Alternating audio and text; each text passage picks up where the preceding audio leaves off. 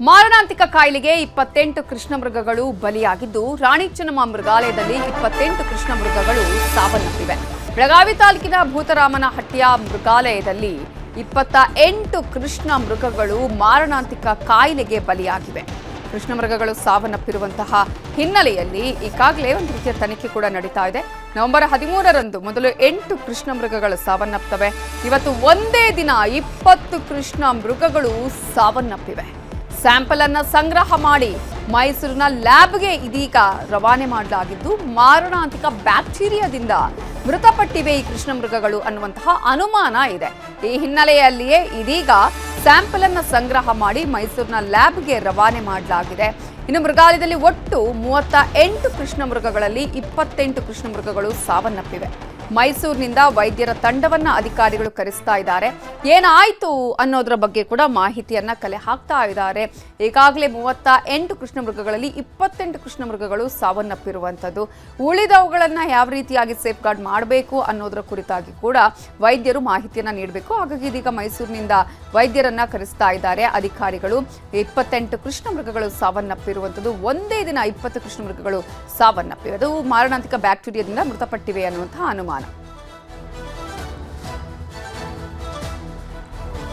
ಇನ್ನು ಬೆಳಗಾವಿಯಲ್ಲಿ ಜಿಂಕೆಗಳ ಸಾವು ಪ್ರಕರಣಕ್ಕೆ ಸಂಬಂಧಪಟ್ಟ ಹಾಗೆ ಅರಣ್ಯ ಸಚಿವ ಈಶ್ವರ್ ಖಂಡ್ರೆ ಪ್ರತಿಕ್ರಿಯೆ ಕೊಟ್ಟಿದ್ದಾರೆ. ವಿಚಾರ ಕೇಳಿ ಬಹಳ ನೋವಾಯ್ತು ಅಂತ ಹೇಳಿದ್ದಾರೆ. ತಕ್ಷಣ ಅಧಿಕಾರಿಗಳಿಗೆ ಮಾತನಾಡಿದೆ. ಯಾಕೆ ಹೀಗಾಯ್ತು ಅನ್ನೋದರ ಬಗ್ಗೆ ನಾನು ಮಾಹಿತಿನ ಕಲೆ ಹಾಕಿದ್ದೇನೆ. 28 ಕೃಷ್ಣಮೃಗಗಳು ಸಾವನ್ನಪ್ಪಿವೆಯಲ್ಲ, ಇದರ ಬಗ್ಗೆ ನಾನು ತನಿಖೆ ಮಾಡಿ ವರದಿಯನ್ನು ಕೊಡೋದಕ್ಕೆ ಸೂಚಿಸಿದ್ದೇನೆ. ವರದಿ ಬಂದ ಬಳಿಕ ಏನಾಯ್ತು ಅನ್ನೋದು ಗೊತ್ತಾಗುತ್ತೆ ಅಂತ ಬೆಂಗಳೂರಲ್ಲಿ ಅರಣ್ಯ ಸಚಿವ ಈಶ್ವರ್ ಖಂಡ್ರೆ ಹೇಳಿದ್ದಾರೆ. ಬಹಳ ದುಃಖಕರವಾದಂತಹ ಒಂದು ಸಂಗತಿ. ಇವತ್ತು ಜಿಂಕೆಗಳು ಸುಮಾರು 20ಕ್ಕಿಂತ ಹೆಚ್ಚು ಜಿಂಕೆಗಳು ಮೃತಪಟ್ಟಿದ್ದು ಒಂದು ಮಾಹಿತಿ ಬಂದಿದೆ. ಮಾಹಿತಿ ಬಂದ ತಕ್ಷಣ ನಾನು ಮಂಜುನಾಥ್ ಅಂತ ಸಿಸಿಎಫ್ ಜೊತೆಯಲ್ಲಿ ಮಾತನಾಡಿದ್ದೇನೆ. ತನಿಖೆಗೆ ಆದೇಶ ಮಾಡಿದ್ದೇನೆ.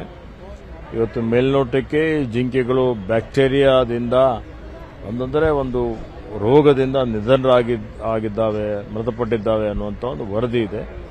ಅದು ಯಾಕೆ ಆಗಿದೆ, ಏನು ರೋಗ ಇದೆ, ಏನು ಸಮಸ್ಯೆ ಇದೆ, ಅದು ಮತ್ತೆ ಬೇರೆ ಕಡೆ ಹರಡಬಾರದು, ಆ ರೀತಿಯಲ್ಲಿ ಎಲ್ಲ ರೀತಿಯ ಮುಂಜಾಗರೂಕತೆ ಕ್ರಮವನ್ನು ತೆಗೆದುಕೊಳ್ಳಬೇಕು. ಮತ್ತೆ ಇದಕ್ಕೆ ಏನು ಕಾರಣ ಅನ್ನುವಂಥದ್ರ ಬಗ್ಗೆನೂ ಒಂದು ವರದಿ ತಯಾರು ಮಾಡಿ ಕೊಡಬೇಕು ಅನ್ನುವಂಥ ಸೂಚನೆಯನ್ನು ಕೊಟ್ಟಿದ್ದೇನೆ. ಬಹಳ ಇದೇ ವಿಚಾರಕ್ಕೆ ಸಂಬಂಧಪಟ್ಟ ಹಾಗೆ ಇನ್ನಷ್ಟು ಡೀಟೇಲ್ಸ್ ಅನ್ನ ಕೊಡೋದಕ್ಕೆ ನಮ್ಮ ರಿಪೋರ್ಟರ್ ಚಂದ್ರಕಾಂತ್ ಸುಗಂಧಿ ಈಗ ಫೋನ್ ಸಂಪರ್ಕದಲ್ಲಿ ಜಾಯ್ನ್ ಆಗಿದ್ದಾರೆ. ಚಂದ್ರಕಾಂತ್ ಸುಗಂಧಿ, ಈಗ ಕೃಷ್ಣಮೃಗಗಳು 28 ಕೃಷ್ಣಮೃಗಗಳು ಮಾರಣಾಂತಿಕ ಬ್ಯಾಕ್ಟೀರಿಯಾಕ್ಕೆ ಬಲಿಯಾಗಿರುವಂಥದ್ದು. ಇದೀಗ ಸದ್ಯಕ್ಕೆ ವೈದ್ಯರ ತಂಡ ಆಗಮಿಸಿದೆಯಾ?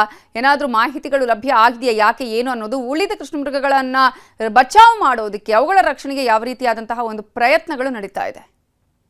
ನೈತಾಜನ್ ಬೆಳಗಾವಿ ತಾಲೂಕಿನ ಭೂತರಾಮನಹಟ್ಟಿ ಬಳಿ ಇರುವಂತಹ ರಾಣಿ ಚೆನ್ನಮ್ಮ ಝೂ ನಲ್ಲಿ ಒಂದು ಘಟನೆ ಸಂಭವಿಸಿರ್ತಕ್ಕಂಥದ್ದು. ಕಳೆದ 13ರಂದು 8 ಕೃಷ್ಣಮೃಗಗಳು ಸತ್ತಿದ್ದು. ಇವತ್ತು 20 ಕೃಷ್ಣಮೃಗಗಳು ಏಕಾಏಕಿ ಮೃತಪಟ್ಟಿದ್ದು ಸಾಕಷ್ಟು ಆತಂಕಕ್ಕೆ ಕಾರಣವಾಗಿದೆ. ಈ ಹಿನ್ನೆಲೆಯಲ್ಲಿ ಬೆಳಗಾವಿಯ ಹಿರಿಯ ಅರಣ್ಯಾಧಿಕಾರಿಗಳು ಸ್ಥಳಕ್ಕೆ ದಾವಣಾಯಿಸಿದ್ದು ಈಗ ಮೃತಪಟ್ಟ ಎಲ್ಲಾ ಕೃಷ್ಣಮೃಗಗಳ ಮರಣೋತ್ತರ ಪರೀಕ್ಷೆಯನ್ನು ಮಾಡಲಾಗಿದೆ ಮತ್ತು ಅಲ್ಲಿಯೇ ಅಂತ್ಯಕ್ರಿಯೆಯನ್ನು ಕೂಡ ನಡೆಸಲಾಗಿರ್ತಕ್ಕಂಥದ್ದು ಮತ್ತು ಮರಣೋತ್ತರ ಪರೀಕ್ಷೆ ವರದಿಗಾಗಿ ಈಗ ಲ್ಯಾಬ್ಗೆ ಕಳಿಸಲಾಗಿದೆ. ವರದಿ ಬಂದ ಬಳಿಕ ಯಾಕಾಗಿ ಮೃತಪಟ್ಟು ಅನ್ನೋದ್ರ ಬಗ್ಗೆ ಸ್ಪಷ್ಟನೆ ಸಿಗಬೇಕಿದೆ. ಮತ್ತೊಂದ್ ಕಡೆ ಇನ್ನುಳಿದ 10 ಕೃಷ್ಣಮೃಗಗಳ ರಕ್ಷಣೆಗೂ ಕೂಡ ಈಗ ಅರಣ್ಯ ಅಧಿಕಾರಿಗಳು ಮುಂದಾಗಿದ್ದಾರೆ. ಮೈಸೂರಿನಿಂದ ವೈದ್ಯರ ತಂಡ ಇವತ್ತು ಅಥವಾ ನಾಳೆ ಬೆಳಗ್ಗೆ ಆಗಮಿಸುವ ಸಾಧ್ಯತೆ ಇದೆ. ಇನ್ನುಳಿದ ಕೃಷ್ಣಮೃಗಗಳಿಗೆ ಚಿಕಿತ್ಸೆಯನ್ನ ಕೊಡಿಸಕ್ಕೆ ಸಿದ್ಧತೆಯನ್ನು ಮಾಡ್ಕೊಳ್ಳಲಾಗಿದ್ದು ಮತ್ತು ಇದು ಯಾವ ಬ್ಯಾಕ್ಟೀರಿಯಾ ಮತ್ತು ಇದರ ವರ್ತನೆ ಹೇಗಿರುತ್ತೆ ಅನ್ನೋದು ಈಗ ಹೊಸದಾಗಿದ್ದರಿಂದ ಸಾಕಷ್ಟು ಗೊತ್ತಾಗ್ತಲ್ಲ. ಹೀಗಾಗಿ ಇಲ್ಲಿನ ಅಧಿಕಾರಿಗಳು ಈಗ ಮೈಸೂರು ಹಿರಿಯ ವೈದ್ಯರ ಮೊರೆ ಹೋಗಿದ್ದಾರೆ.